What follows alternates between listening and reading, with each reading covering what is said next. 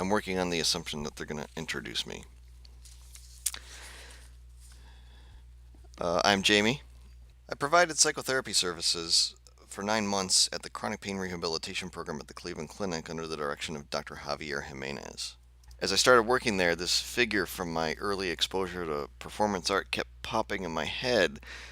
An artist named Bob Flanagan, and he actually used his pain as the medium for his art, which will make more sense in a minute. Uh, I actually prepared a short article. I have copies with me. It's not formal at all. It's not even cited properly, though it has a bibliography. Everything I'm about to say is fleshed out in much more detail in that piece. But when Dr. Jimenez invited me to submit a proposal for this conference, Bob Flanagan kept coming to mind, and so I just kind of went with it. Um, I spent a long time looking closely at both the life and art of Bob Flanagan to see what I could learn about chronic pain, and what I've worked towards is this: that a look at the life and performance art of Bob can show us some things about his psychodynamic life. That a close reading of Bob Flanagan's life and work can inform broader ideas about pain and psychodynamic forces, and that those ideas might inform our interactions with people who struggle with chronic pain. This is largely going to be a sort of a posthumous case conceptualization, but I do find that there are practical implications to gather from it. I think it's important to make contact with Bob Flanagan if we can, so let's just watch this short clip. I started humming this little ditty. Started humming the tune to Supercalifragilistic. So I wrote this song. And I know the Disney people, if any Disney people are here, they will probably tell me to cease and desist, and believe me, I will, but not yet. In my own time. Supermasochistic Bob has cystic fibrosis. He should have died when he was young, but he was too precocious. How much longer he will live is anyone's prognosis. Supermasochistic Bob has cystic fibrosis. I'm gonna die. I'm gonna die. When he was born, the doctor said he had this bad disease. It gave him awful stomach aches and made him cough and wheeze. Any normal person would have buckled from the pain, but Super Bob got twisted, now he's into whips and chains. I'm gonna die. And you get the idea of that before I kill myself. I'm gonna die. 40 years have come and gone, and Bob is still around. He's tied up by his ankles and he's hanging upside down. A lifetime of infection, and his lungs all filled with phlegm. The CF would have killed him if it weren't for S&M. Oh, supermasochistic Bob has cystic fibrosis. I dug pretty deep into his history. Please read the piece if you want more developed details, but I'm going to go through this part pretty quickly. Bob Flanagan was born in 1952, when our understanding of cystic fibrosis was still pretty underdeveloped. His parents, Kathy and Robert, they had 5 children. 3 of them had CF. 1 died very shortly after birth. Bob's experiences of his first 4 years of life was extremely fraught. By all accounts, the way his CF manifest was extraordinarily distressing and painful, even relative to other young CF patients. And the treatments available at the time were often violent, invasive, they were restrictive. Doctors and nurses and his parents sometimes would have to hold him down, pin him down, restrain him for his own sake. Flanagan's pain and other symptoms eased up as he approached the age of 4 or 5. And from that time of about 4 or 5 years old to 10 years old, what we typically call the latency stage, he was able to live a relatively normal social and developmental life for those few years. It's important to note 3 things, I think, about that time. One, by all recorded accounts and even what you can observe in video footage, Flanagan's parents were resilient, congruent, supportive. They were delightfully average people. Any careful investigation of his art is going to lack typical vectors of family-inspired psychodynamic distress or parental resentment. His parental relationships were uniquely healthy. Number 2, he was a very public kid during these latency years. He appeared on television shows, he had a position as a local spokesboy for cystic fibrosis. He was in the newspaper constantly. He staged monster movies in his garage. He was a very creative child with a little bit of an edge. And three, the third point is that it's during these latency years he begins experimenting with lots of unique sensory experiences. He describes things like a master slave game that he played with his cousin, and he describes really enjoying being John Smith in a school play where all the other kids tie him up. So we start to see that signals of pain and distress are becoming interesting and pleasurable to Bob. It was around the age of 10 or 11 that his disease turned on him. The severity of his symptoms amplified significantly. He started having extreme abdominal distress. Hospitalizations were frequent. He came very close to death. There's something happening here that his pain body was now also his pubescent body. We are talking about the age of 11 or so, right? So these experiences converge where the pain body and the pubescent body are one. The best illustration that I can give of this is that he had a pillow that he would fold over onto and he would push and rub it into his belly when the pain was too much to handle, which slowly turned into masturbating with the pillow, having sex with it. So the pain was literally foreplay. From the time he was 12 to his mid 20s, these solo experiments became more involved. He started applying glue to his body that he would then peel off in the morning. He would bind himself, lay naked in the freezing cold.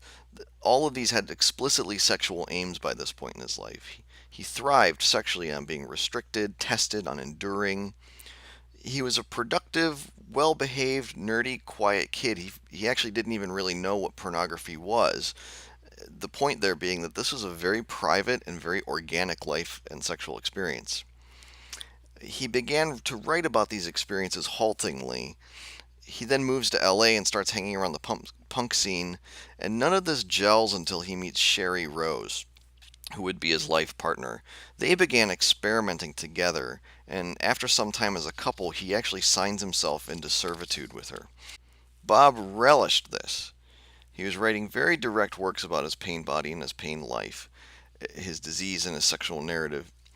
He started reading his works out loud, singing about himself in public. They started to perform intricate, witty, and artful demonstrations of their sexual expressions on stage. Um, torture machines, whippings, beatings. Yet they were also sort of a normal couple.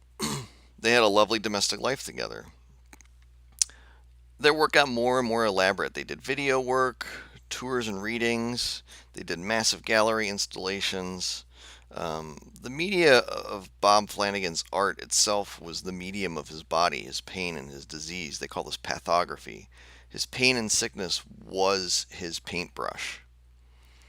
Um, he did things like pierce himself on stage while reading poetry. At one point, he nails his penis to a board while singing the Pete Seeger song, If I Had a Hammer. He would frequently submit to Cherie on stage or fit himself into torture machines. He built an S&M hospital suite in the new museum where an audience could encounter him in bed. He got more and more popular, even appeared in music videos. Um, Audiences had all kinds of reactions to him. They had all kinds of complicated feelings about his work. Here he is signing autographs. Bob Flanagan died in 1996. And while I kind of hit significant features of his life, I haven't really done him justice here. And this is where I kind of reach a point where I like to ask the question, is this pain behavior? It's a term we throw around in pain clinics a lot. Oh, they're showing pain behaviors. Well, is this a pain behavior? So, keep that in mind. So what's going on with Bob Flanagan? I think we're all familiar with the structural narratology of object relations theory.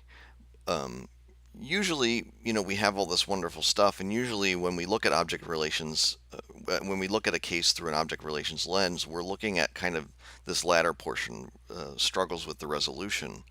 But I think for our purposes here, we don't have to get that deep. I think, in fact, we can kind of stop right here. As I consider Bob Flanagan, I cannot underestimate the conjecture of object relations that at the very beginning of life, the newest thing that the world has to offer a child fresh from the womb is pain, discomfort, and distress. We could argue that the relationship we develop with pain itself is our first relationship. The smallest fragment of ego is immediately besieged by the experience of its own blotting out. Comfort from mother or father comes in response to that. That's second. The first thing that happens is that there's a threat against the child's survival. And it is a terror that is signaled and narrated by the phenomenological experience of discomfort and pain. This is where the unconscious is born, where it is split, and where it begins to organize. The introduction and the experience of pain and frailty are sufficient to set into motion the construction of an entire personhood. In this frame, it's not enough to say that we are alive by being born. Rather, we come online by feeling the pain of our impermanence. So, this psychic distress of pain and survival is otherwise impossible for a child to digest. So, a splitting occurs. The bad object forms in the unconscious imagination, rather by necessity, as a sort of container to hold and delay the processing of what pain represents. Normally, this bad object works in tandem with a good object, which develops in the unconscious imagination to sort of contain the phenomenological experience of feeling nurtured and cared for. And normally, sort of these two objects of the unconscious imagination work in some relationship as one's psychodynamic life unfolds from there. And we see to some degree some resolution of this as the child learns that the world is not just good or bad, but that it's nuanced. Now imagine that the pain and distress of the first 3 or 4 years of life are so much more amplified than even most outliers, that the fantastical bad object simply is not capable of containing how bad the phenomenological experience of pain and distress is. And so we get some spillage of that psychic energy. Now, normally where there is spillage, whether this spillage is intrinsic, as with Bob Flanagan's disease, or extrinsic, as in, neglect or abuse from parents, we still get some kind of integration from the good object or the good breast. Together the good and the bad object, the good and the bad breast kind of sop this mess up somehow. And we're likely looking at someone whose life will be strained or disordered, or it will be something interesting that we see. For Bob Flanagan, I have sort of an overflow model of what you're seeing here. Bob Flanagan's relationships with his parents were very strong. So if the bad object of this first order object you see up at top contains an absence, which is the absence of relief, then the second order object, this poisoned object, this poisoned breast, is associated with the positive presence of Bob's body horror. It kind of contains this relentless demand to endure, to be bound, to take the suffering. This unconscious invention of the evil or poison breast was an innovation that in young Bob that allowed him to remain in contact with the world and love his family while still processing realities. But how can it resolve on whom?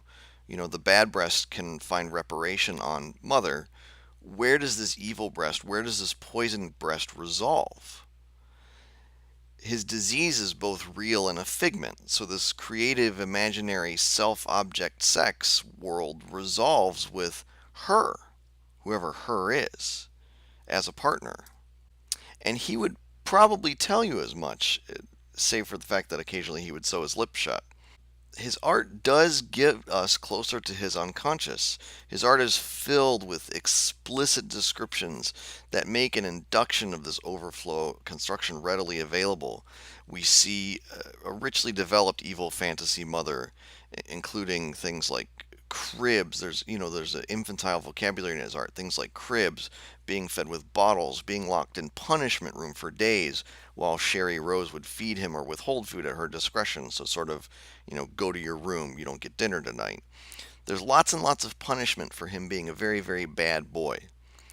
So he lives this sort of split life, where in the first order, in his adult life, he's able to integrate good breasts and bad breasts and have a sort of mundane, regular life of interpersonal relationships. But this second order life, this evil breast constantly pursuing him, comes out in his artistic life, and his deep feelings and his expressions of this are manifest in his sexual interactions with Sherry and also his public performances. There's a certain transcendence here to the second order life. By resolving his object relationship fantasies both on his real parents and then the quality of pain and distress across the second order object of this punishing mother, typical distress identification resolution with mom and dad is present. But he's also transcended that.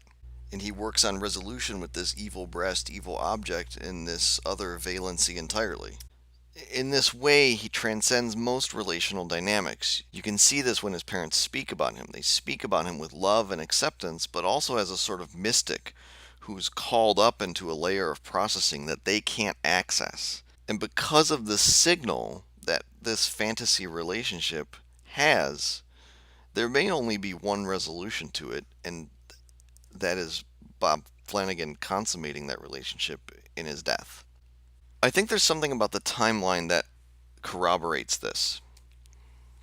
He had this very intense pain body throughout infancy and early childhood that kind of informed this splitting of orders in his unconscious. And then the intensity of his pain body calms down and doesn't reemerge until prepubescence, right? So the dynamism of his pain matches the dynamism of his intrapersonal and sexual development. Compare that to a different trajectory if he had had this intense infantile experience, but then his pain body didn't really rear itself again until maybe adulthood. In this case, I think you might have seen something like someone who had sort of these odd S&M curiosities in adulthood, but it wouldn't have become so ingrained, it would have kind of stayed in the background. Compare this again to someone who has a more typical CF trajectory, which is, a really intense infancy with kind of just pain that maybe takes a little dip, but then just goes up and up and up throughout life. There wouldn't have been that break. He would have never had really the release to find himself and then resolve a new relationship with the dynamism of his pain. So really the timeline, that top timeline of his pain experience compared to his intrapersonal and sexual development really fits with this model well. So we're left with this guy and this evil object that remained in him. It was part of him. He knew his pain was bound to his life, and he knew his pain was the only life he had, and thus his sexuality was filtered through it. His relationship to his pain was both normative but also exceptional. It pursued him, and he flirted with it, and he teased it, and he made love with it, and he submitted to this evil object his entire life. It loved him, and he loved her. And Sherry was part of that as some kind of, both real person but also object. Some people climb mountains or win championships. His victory was that he took pain better than anybody else, and he was more honest than maybe many of us want to see. So this goes back to a question I asked earlier, are these pain behaviors? Now there are very complicated questions about chondrophobia and sublimation and transitional objects that I do attempt to address in the longer piece. So pick that up if you want it. But I will say here that Flanagan does offer me a bit of a model and even perhaps an archetype, prophetic archetype, because I do find that there's something prophetic about Bob Flanagan. And so here's where I'll go with that. One, the phenomenology of pain is sufficient to elicit and participate in psychodynamic distress. So we often get into the weeds on something that I have no interest in, and that there's some spectra of pain, where on one side we have medical pain, and on the other side we have conversion disorders and hysteria experiences. This does not interest me at all. Things we call conversion disorders today are going to have clear tests for them in 10 years, and we're going to look silly. And things we never are going to have clear causes for are going to get names and insurance coverage. So what are we going to do about that? The answer is nothing. what we're looking at when we work with chronic pain patients is we are treating a person's relationship to the pain experience, to the phenomenology of pain, and that is a primitive relationship. And we are often treating where that pain relationship intersects with other intolerable psychodynamic narratives. I remember Dr. Jimenez yesterday said that pain and psychodynamic dilemmas were a parallel process.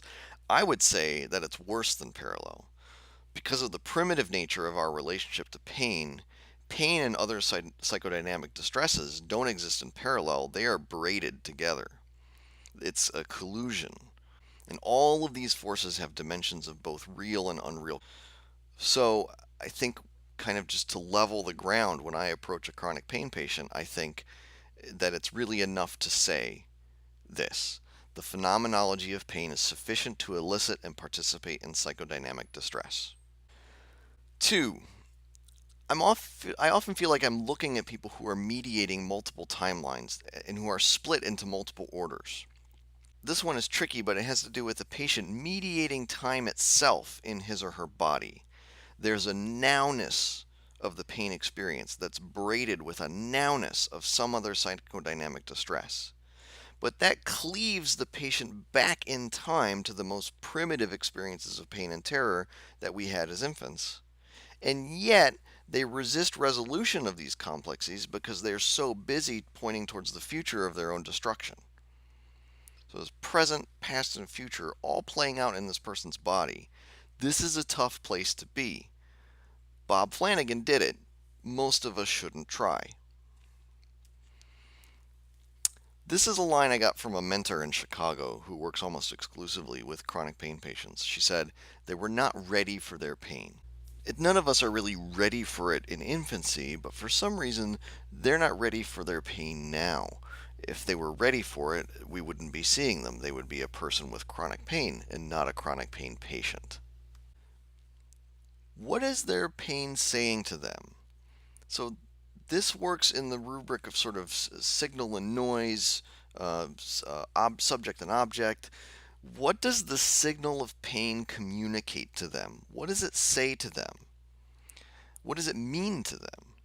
I know to some degree what pain says to Bob Flanagan. He tells us, for example. But what is it saying to this person in front of me? The corollary to this is, what is their pain saying to me? Since I'm in the space where they are sharing the signal of their pain, it is apt for me to consider what their pain says to me. What messages, verbal and bodily, do I receive in the room as I observe their relationship with their pain? Am I their people? This kind of fits in with that prophetic model, right? Cassandra had prophecies of the future that no one listened to. She didn't have a people. Isaiah had a people, but he had mixed results. Bob Flanagan had an audience, right? So how am I fitting in? Am I their audience? Am I their people? Um, as I look at sort of how they're interacting in this relationship and what they're crying out and saying, how am I receiving this, um, kind of on a larger, a meta scale, and how does that inform the relationship? So these are some ways that kind of Bob Flanagan as a case kind of maybe fleshes out a bit of a model for me. I think there's one last thing that's really worth looking at. I don't think we can leave Bob Flanagan without taking a moment to examine ourselves. I would encourage everyone here to go look at Bob Flanagan. Watch his videos, watch his performances. Maybe read my piece, read his books, read the Pain Journal, read his Fuck Journal, watch his documentary, right? When we're talking about Bob Flanagan, we're talking about the lived art of chronic pain. And I submit that our responses to Bob Flanagan's art is going to give us some valuable clues about how we look at chronic pain patients in their own performances with us. Just kind of letting ourselves feel ourselves and be self-aware in the presence of his work is going to give us some hints about the vectors and contours of our own countertransference experience, right? If he revolts us, is some part of us feeling revolted around chronic pain patients who own their pain in maybe a similar way? Does he endear us? Are we dismissive of him? Do we want to diagnose him quickly, right? These are some things to think about when we feel ourselves experiencing him I think the extremes of Bob Flanagan can kind of point us to something that we might be taking in the room every day. So it might be worth the exercise to be uncomfortable and or to celebrate with Bob Flanagan.